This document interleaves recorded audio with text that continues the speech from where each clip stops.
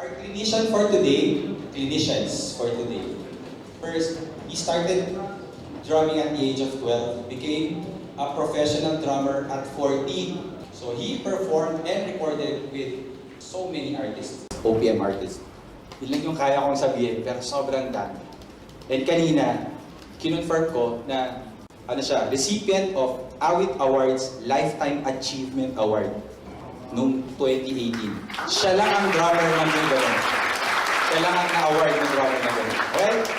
And Asia's most recorded drummer. Okay, yung next naman, anak niya, ibang beast dito. So, syempre, his father, Jude, and his brother, si Kuya Nino, are the main reason he is a drummer. Now, since he grew up with them in a very healthy musical environment, he is a session drummer for Bamboo, Manila Philharmonic Orchestra, and currently sa TV5 talent show, Singaling. Martin Rivera, Vice Ganda, David Pomeranz, Kevin Letaud, Julia Fordham, Philippine Philharmonic, Leo Colors are the notable artists he performed with. He is now a drum instructor and, for the record, siya yung pinakabagong Zildjian artist. Alright? So, our clinicians for today, June Regalado and Jujun Regalado. Kanina habang nagsasalita si Andy, tinitingnan ko kayo lahat eh. Ngayon ko lang na ako pala ang pinakamatanda dito. We are honored.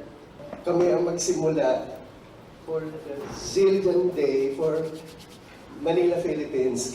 So, for today, napaka-special, diba? Zildjian Day.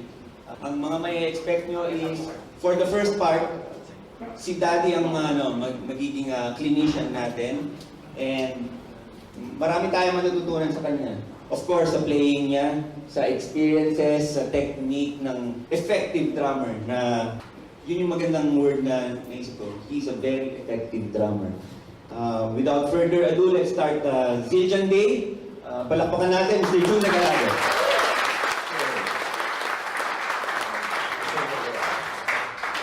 Itong 2022, naka-27th year na pala ako sa Zildjian. So,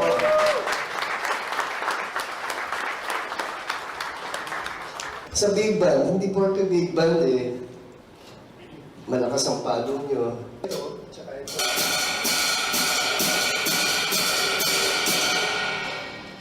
Then, pasulpot-sulpot na lang itong bass drum at saka itong snare. Dapat mahina yung bass drum. Na halos wala para madinig yung bass. Pagka nadinig nyo itong sasabayan ko, doon yung maiintindihan yung ibig ko sabihin. Ang malalim.